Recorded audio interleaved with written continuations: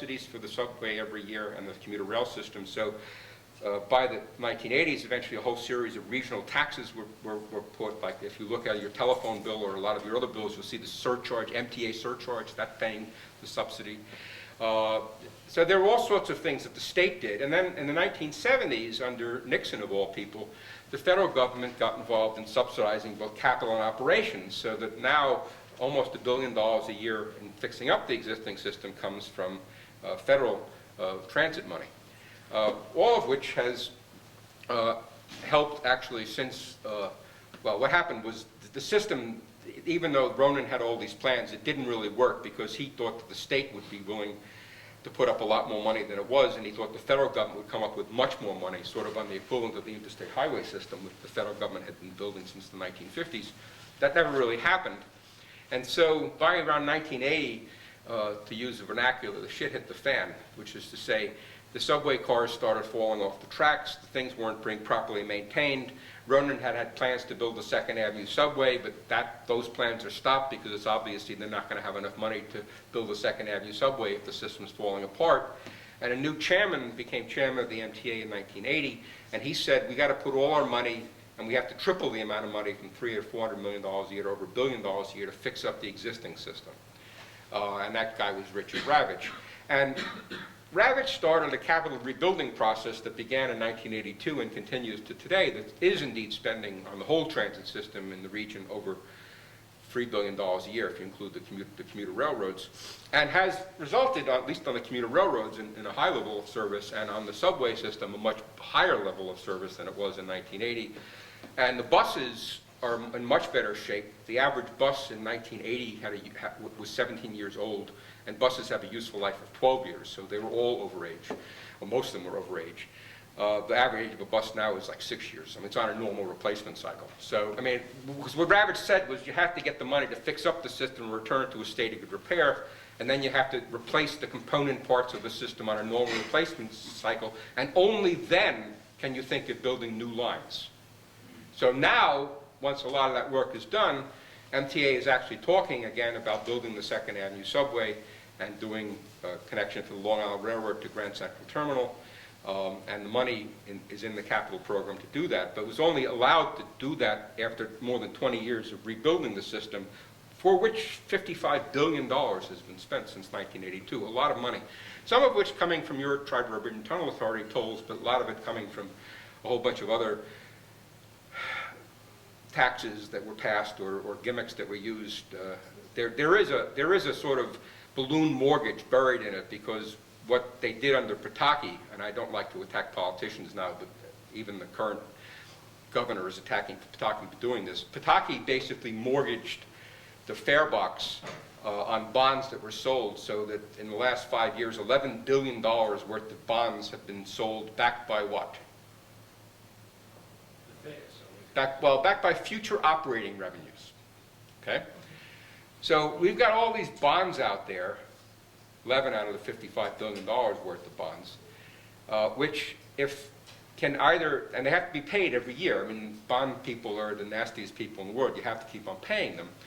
So when the bonds start coming due, either the fare has to go up to help pay for the bonds, or the state subsidies have to go up to pay for the bonds, or the city subsidies have to go up to pay for the bonds. Somewhere, somebody has to come along with some idea for paying it. Now, the mayor is seriously considering right now a congestion pricing charge, which they have in London, which is to say, if you drive your car into London, now it costs you over $10.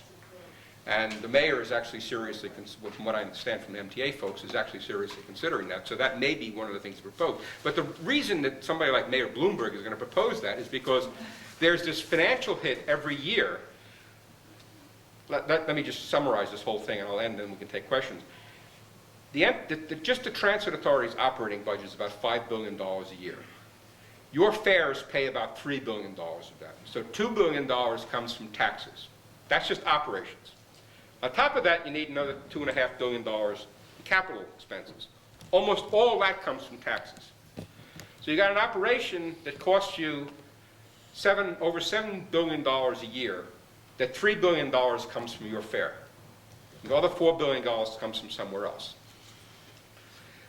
And the federal government will give you $1 billion a year. So now you have only, you don't have $4 billion you've got to make up, you only have to make up $3 billion a year. And what the MTA chairman's role is, and that's why Spitzer and the new chairman, the new guy he has running the MTA, and that's why Bloomberg are talking about it, they know they have to come up with money from somewhere to pay for all this stuff. And they know it's not going to come from the federal government, so it has to come from the state or the city or from some taxes that you and I are going to pay. That's just the reality. And they know it's the reality, and so they're going to sort of put it in fancy language, but there's going to be proposals to get more money for the MTA. And the reason it's going to be is because it is essential to the prosperity of New York. I mean, more people ride the subway into Manhattan. 80% of the people who work in Manhattan come from public transit, most of them by subway. You can't have 400 million square feet of office space south of 59th Street if you don't have a subway system that's viable. So the real estate people know that. I mean, Midtown Manhattan was built on the subway and the commuter rail system because they were there. Didn't cause it, but it had to be there. May I have your attention, please? May I have your attention, please? The library will be closing in 20 minutes. Please bring all books and materials to be borrowed. So anyway, First floor circulation desk for processing. the thing that comes down to it at the end is that, in the end, it really comes down to who's going to pay for it, which we all know as adults, that's what it always comes down to anyway. And there's subject to inspection by security. And there's no clear answer as to who's going to pay for it. So we're going to have another cycle of things. Meanwhile, everybody seems to agree that the Second Avenue subway finally will be built in stages. What the plans are to operate it operationally from 96th Street to 63rd Street and hook it into an existing subway line. So that probably will happen in my lifetime. But then it will have to be extended to 125th Street and maybe eventually into the Bronx. And that probably will not happen in my lifetime, at least if I survive another 15 years. So with that, I'm going to close and we'll take some questions.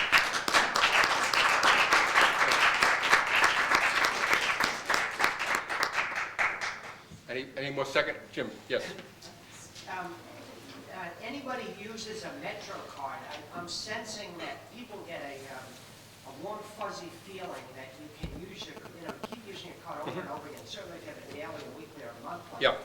But I guess historically there was a time when if you were using the different systems, did you pay separate fares? Yes, the BMT and the IND and the IRT all had separate fare systems. So if you transferred from an IRT to a BMT line, there were transfer connections, but you had to get out and pay another fare.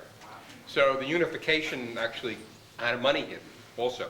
And then everybody agrees that the free bus subway transfer thing is a good thing. But that also was a big hit because a lot of people who use the bus system actually are transferring from the subway. So that was a big hit, which is why one of the reasons they were able to get a lot of these regional taxes passed.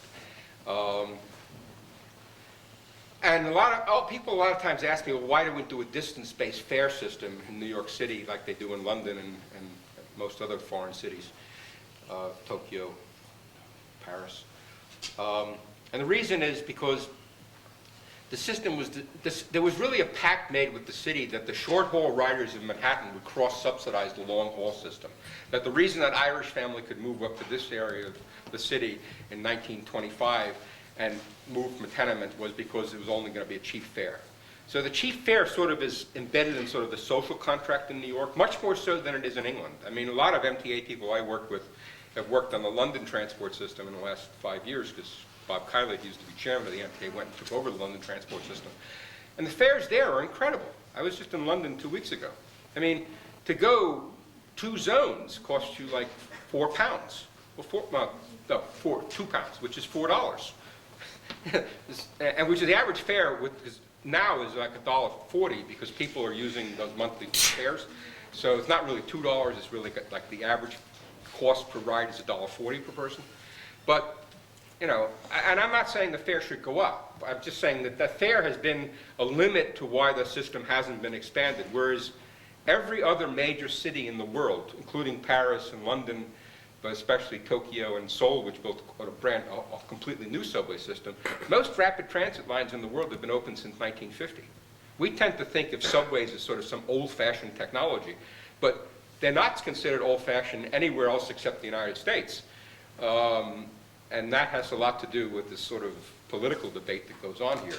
And with the willingness, in France, the national government under de Gaulle made transit expansion in Paris a national priority. So a lot of the wonderful things they've done in Paris, including integrating the commuter rail system into a regional rail system that actually interconnects with one another, which you could do in New York, but there's no plans to do it, but which costs a lot of money, have actually been done in Paris. And they've spent billions of dollars doing it, mostly with national government money. Yes, sir. Were the Second Avenue subway line and the Grand Central extension to be built, what is next then after that? Well, what's next, I think what's next, at least according to Regional Plan Association, which is strongly for the Second Avenue subway, is to add lines in the Bronx and hook up lines, existing lines in Brooklyn to the line, so you'll get more of a regional system.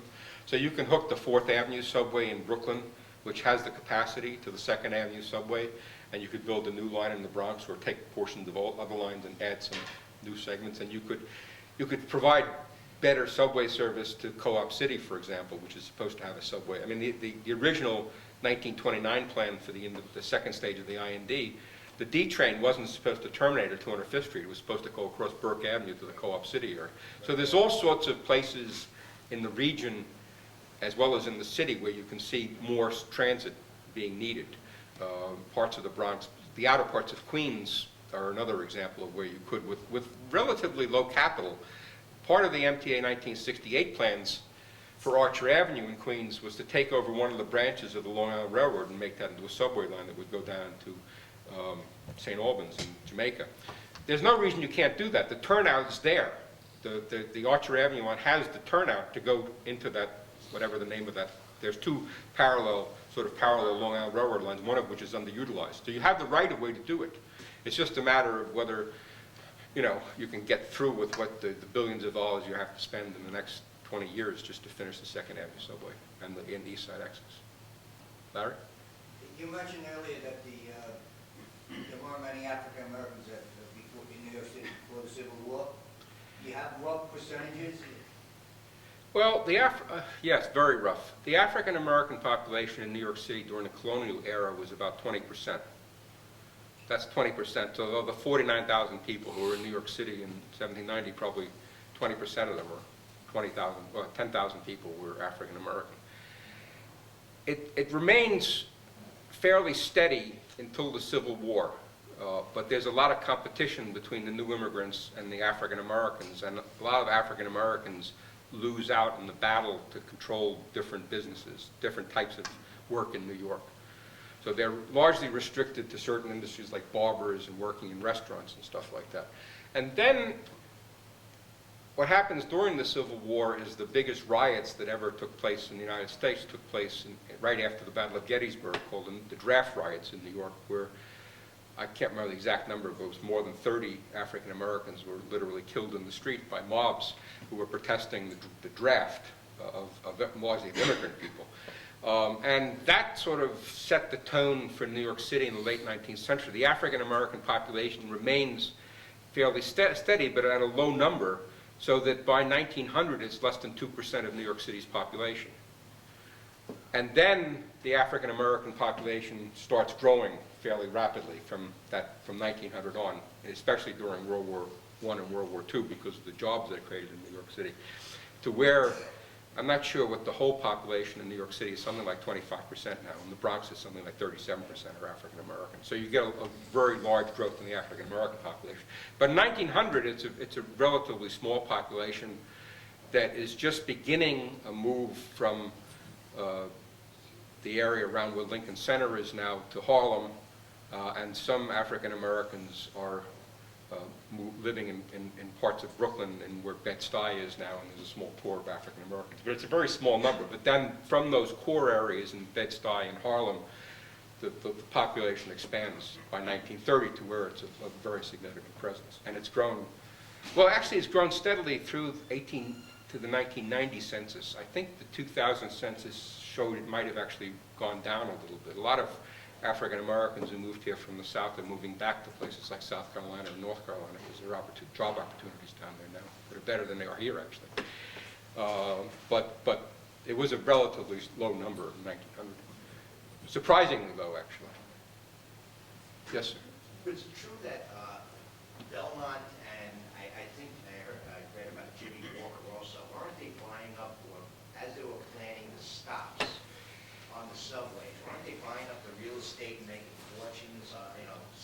Well, there's a lot of what historians call anecdotal evidence on that. This is, there's stories like that Belmont and the other people on the IRT. First of all, the subway lines were actually planned by Parsons and his engineers, and the stops were planned to be at the major intersections, and they had to be evenly spaced. So it was more that people like Belmont and the other people knew in advance of other people where the lines were probably going to go and had the money to go and buy out the land before other people.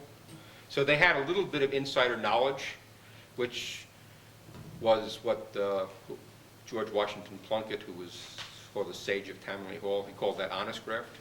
That if you know when there was dishonest graft and there was honest graft. Honest graft was knowing in advance what was going to happen and taking advantage of it.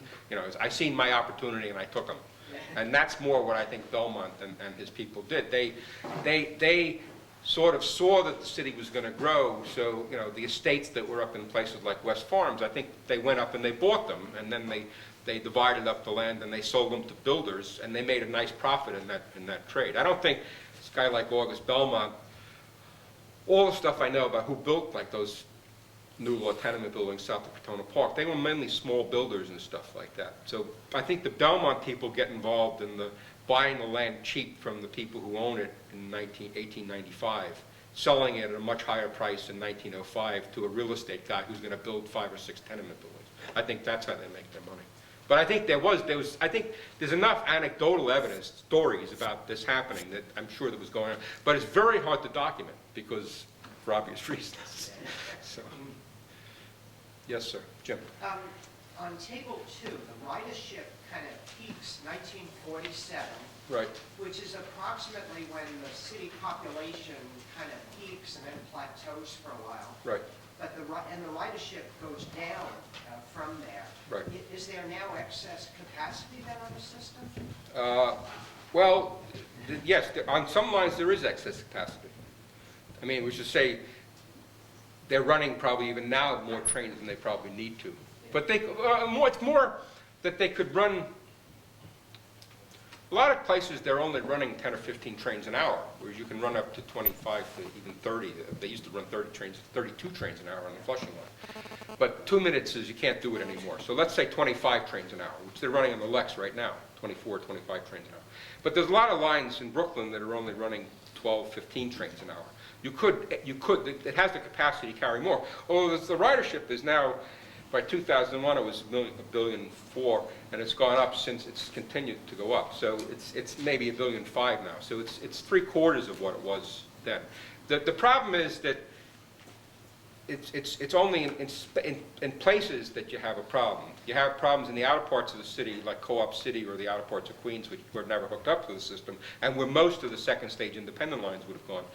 And you have problems in places like the east side of Manhattan, where stupidly, I think, they tore down the 2nd and 3rd Avenue L before they built the 2nd Avenue subway. So you took away half of the amount of service that you could provide to the people, and that's why the Lex is so crowded. I mean, I stood, when we were doing these studies in the early 90s, I've stood at this 86th Street stop on the Lex in the morning and watched people queue up to get on a train, and they stand on the platform and some go in and they wait for the next train. And it's, you know, that's, now, everything's relative.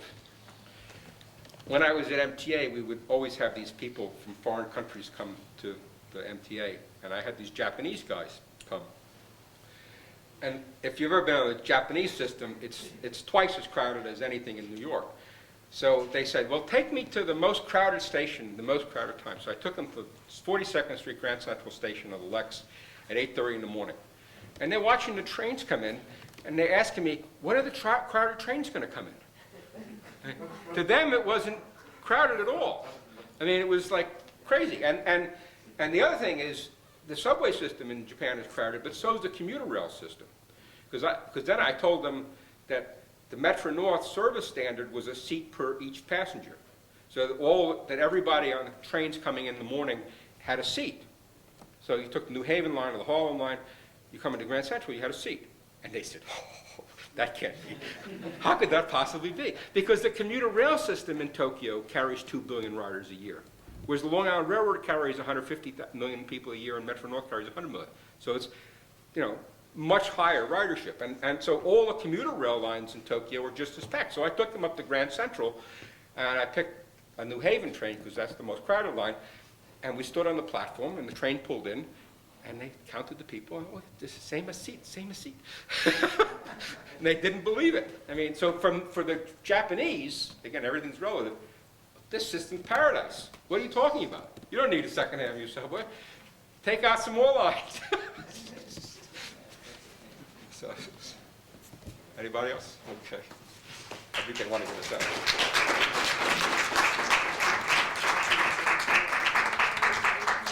All right, Dr. Peter Derrick, thank you so much for a very interesting and informative presentation. You're welcome. Okay? And you in the audience, thank you